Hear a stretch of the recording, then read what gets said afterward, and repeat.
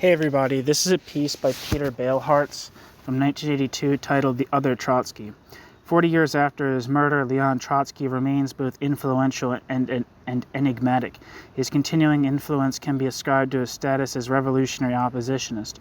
If one rejects Stalinism, the ready option is Trotskyism.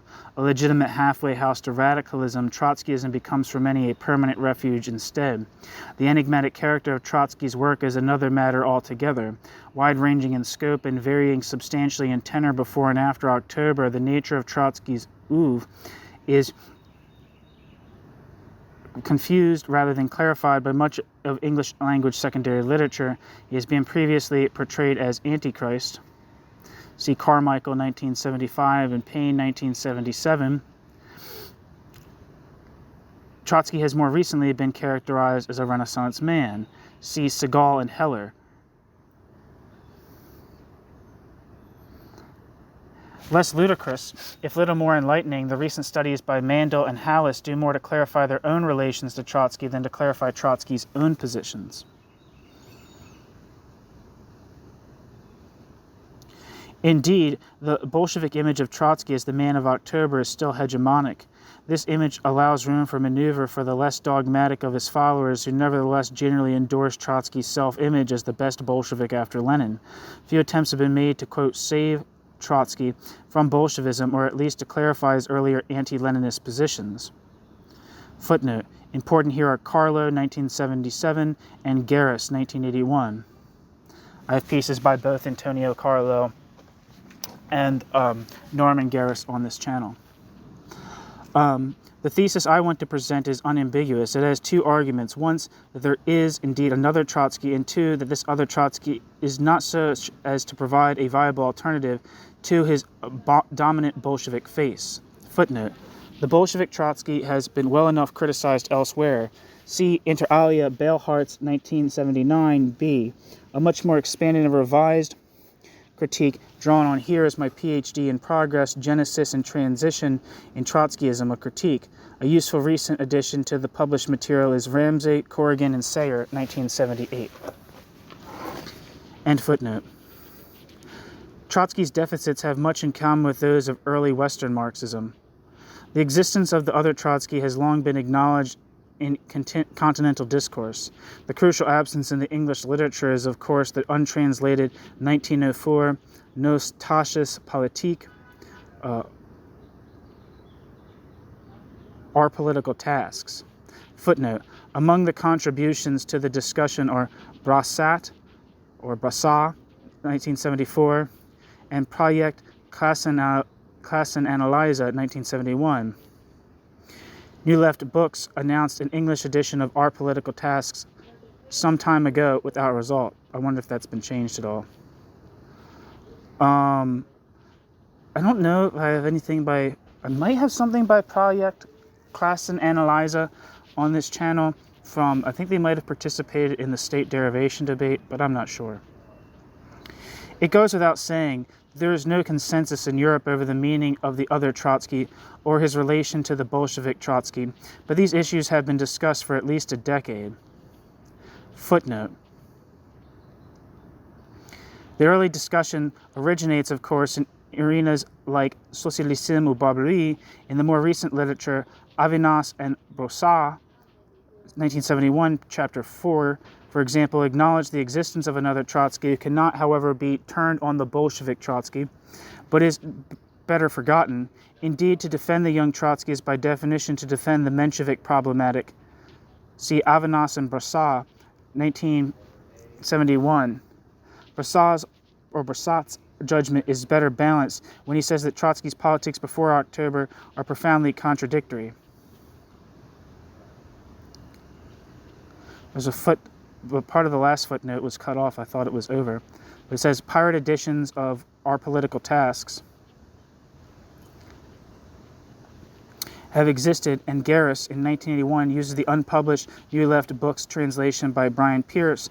A valuable preface is contained in Knai Paz, 1978, which I have part of Knai Paz's book about Leon Trotsky on this channel. It's difficult not to agree with Knai Paz that the general Trotskyist silence on these issues is politically symptomatic. Unavailable in English is the contemporaneous Rapport de la Délégation Sibérienne. End footnote. Though the English-speaking audience was given a glimpse of the other Trotskyian Deutschers, the prophet armed, the heretical image was no sooner shown than spirited away. Footnote. Eastman set things off on a bad foot. Quote, if I have told the reader anything in this book, I have told him that Trotsky is a Bolshevik, end quote. End footnote. Deutscher's form of presentation mirrored Trotsky's own self-denial. Generations of leftists took on the repression of Trotsky's youthful anti-Leninism. Section 1. Who was the other Trotsky? The other Trotsky's distinguishing characteristics can be summarized briefly. Footnote. We leave aside here the question of whether another Trotsky again will emerge from the recently opened and second section of his Harvard archives.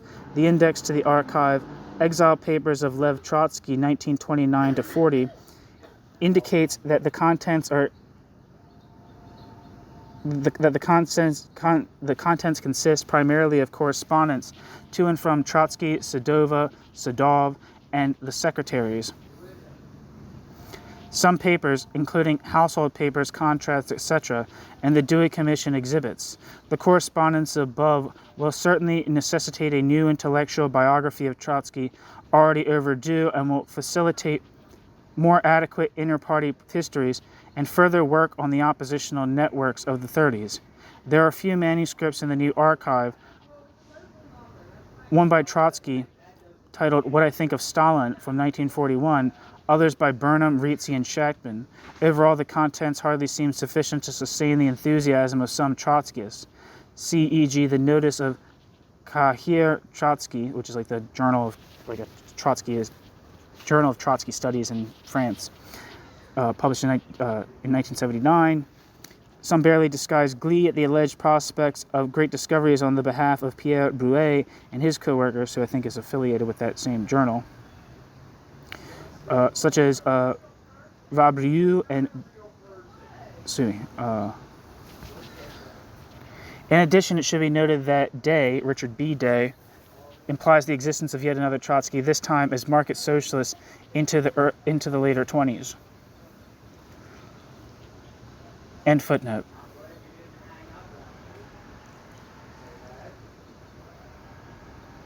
So, symptomatic of the early Trotsky's location, so end footnote, symptomatic of the early Trotsky's location between Bolshevism and Menshevism, our political tasks is, as Kneipp has indicates, more an attack on the former than a defense of the latter. More an attack on Bolshevism than a defense of Menshevism.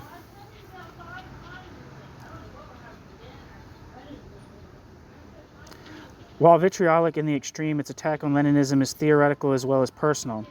The well-known quote-unquote substitutionism, end quote, is but the tip of the iceberg. Against the argument for the vanguard party, Trotsky endorses the notion of the party evident in Marx and also in sections of the German revolutionary left. The vanguard party should reflect and educate the mass movement whose active participation is a crucial factor in the struggle for socialism.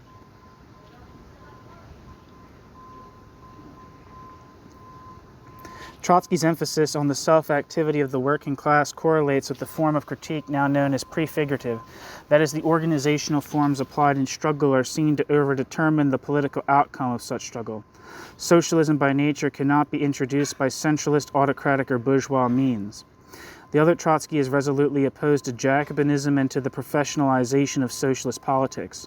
In short, Trotsky's positions, both critical and postulative, are based on the premise of the First International, that the emancipation of the working class could only be achieved by that class itself.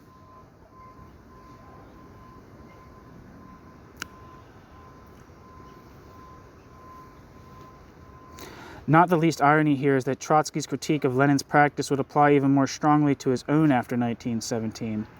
A dimension of the other Trotsky, even less discussed, is his historiography. 1905 has been sadly overshadowed by the history of the Russian Revolution, obscuring its real achievements.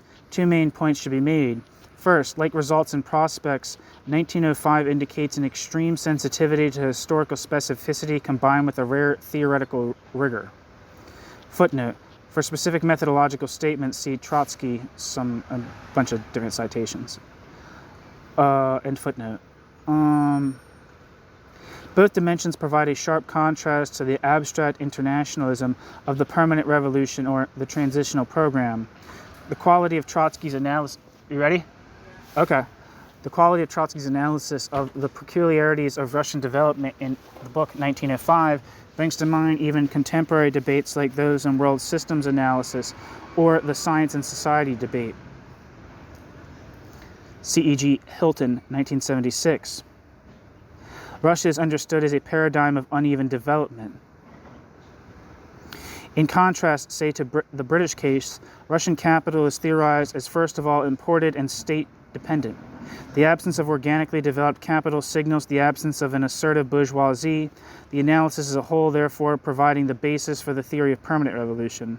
Trotsky's theorization of permanent revolution concentrates at this stage on the distinct nature of the Russian experience. Against the universally applicable theorem later developed, the analysis in 1905 relates specifically to Russia. Footnote.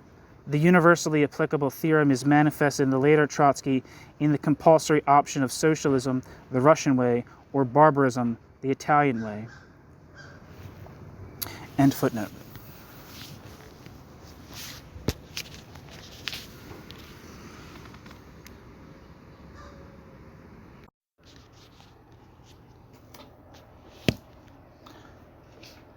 Second, the political arguments in 1905 are also noteworthy. In contrast to the post-October focus on the party, the interest here is in the Soviet. The Soviet itself, the proletariat organized, is seen as the embryonic workers' government.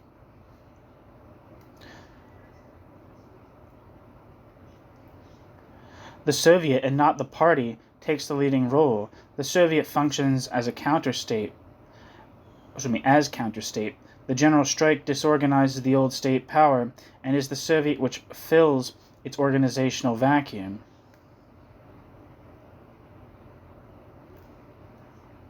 The party functions here merely as the enlightened section of the proletariat, which comes to its head not in terms of domination, but in terms of influence. Parties in the Soviet have only the right to debate, not to vote, voting being the prerogative of the workers' representatives. Instead, they were merely political experts serving as consultants.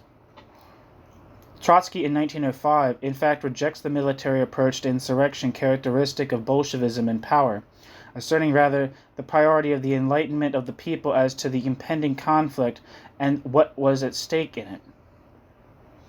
The primary role of the barricade for the other Trotsky is not mechanical but moral. It lies in its ability to bring workers and soldiers face to face, inducing the shock of recognition in both, and thereby effectively demobilizing the repressive apparatus of the Tsarist state. Revolution here is understood as the process of the, quote, moral regeneration of the people, end quote. Revolution is cast in images of rebirth and enlightenment. In contrast to the later authoritarianism of terrorism and communism, 1905 is marked by a passionate humanism on behalf of the oppressed and their perpetual struggles against the existing powers in the Black Hundreds. Footnote. It should be mentioned that Trotsky's humanism resurfaced in the years of exile, e.g. his, quote, testament. Similarly, Trotsky's sense of specificity revives in his analyses of conjunctures in crisis, viz. His analyses of German fascism and of the Spanish Revolution. End footnote.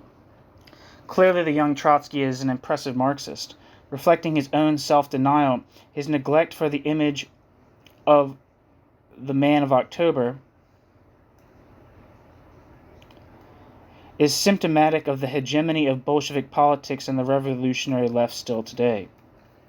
Section 2. The positions of the other Trotsky have a number of parallels in Western Marxism. These parallels are instructive for the, quote, rediscovery, end quote, of another Trotsky should not be taken to indicate a simple preference for Trotsky in the manner of the young/mature Marx debates. Indeed, the Marxism of the other Trotsky is still quite problematical. The other Trotsky has much in common with other prefigurative tendencies in Western Marxism like Luxemburg, Gramsci, Council Communism. Trotsky's prefigurative argument in Our Political Tasks resembles other prefigurative arguments in that, while, quote, correct, end quote, it is too easy. Footnote. Though not itself immune from these problems, for a good survey, see C. Boggs, 1978.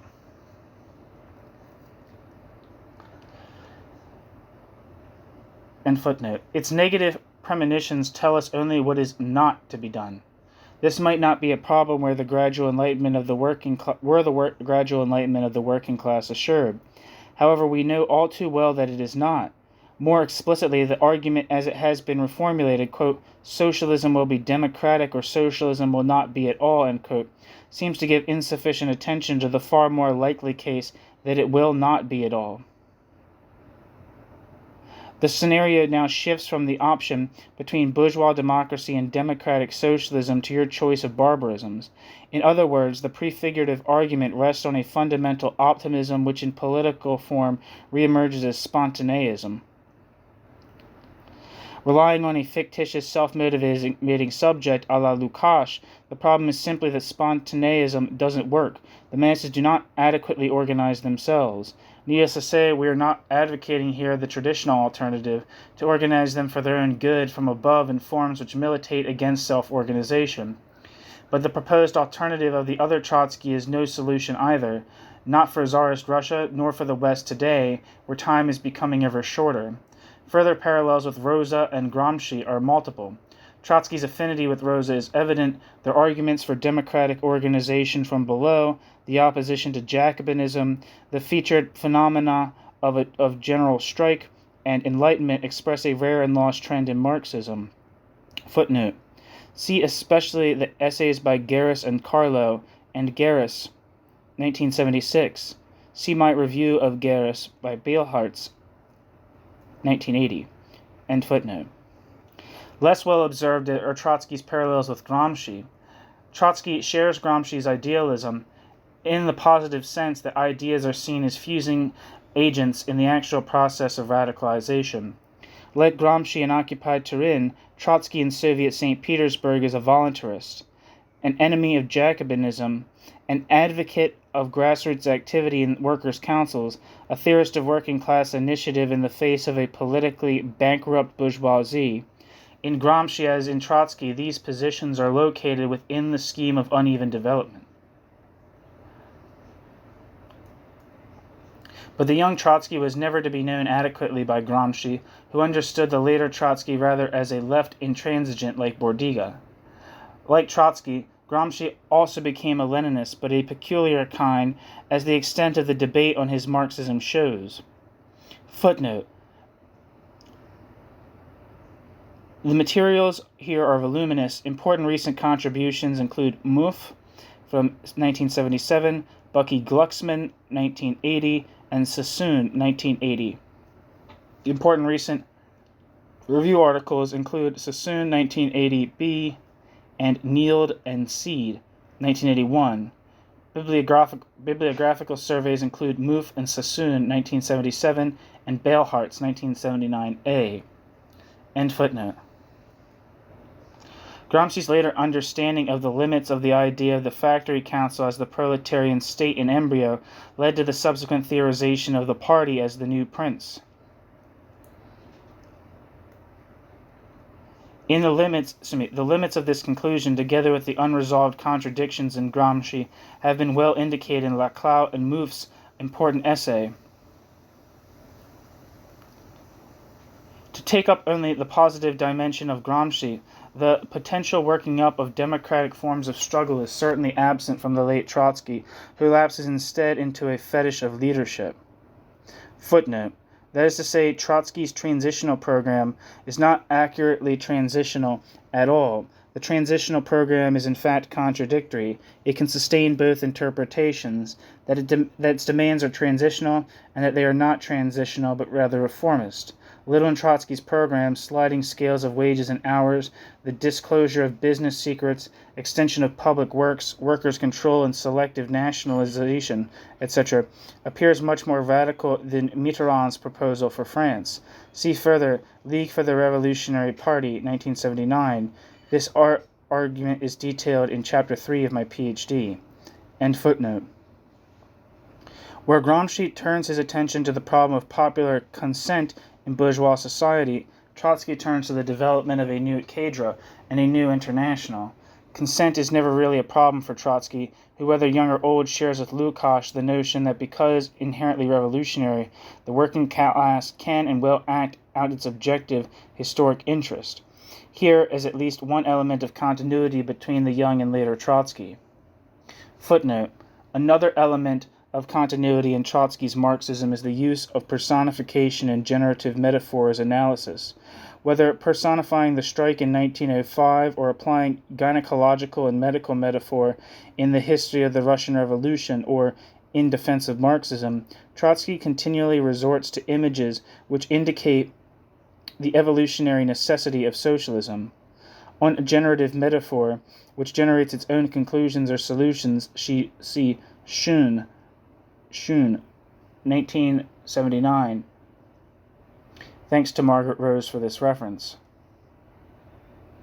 End footnote.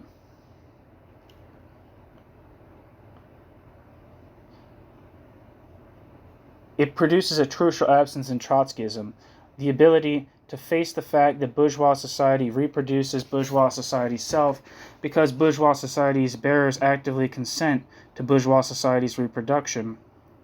Hegemony and consent were not problems for Trotsky because neither Tsarism nor liberalism were hegemonic in Russia. Neither could mobilize perpetual popular consent. Beyond the orthodoxy of the Second International, the Bolsheviks understood that socialism was an act of conscious will, and not just the burp after history had swallowed capitalism. But the forms which they prepared and practiced were not adequate to the task set. Trotsky's ambivalence toward democracy and his fluctuation between voluntarism and determinism seemed to correlate with the shift from the earlier conjuncture to that of Stalinism. In order to transcend such ambiguities, it would instead have been necessary to ask what strategy should be followed to popularize socialism in the bad conjunctures, in the low points of history. As the 20th century continues its decline and the dustbin of history becomes progressively more crowded, that question still has to be faced and answered. The end. Thank you for listening.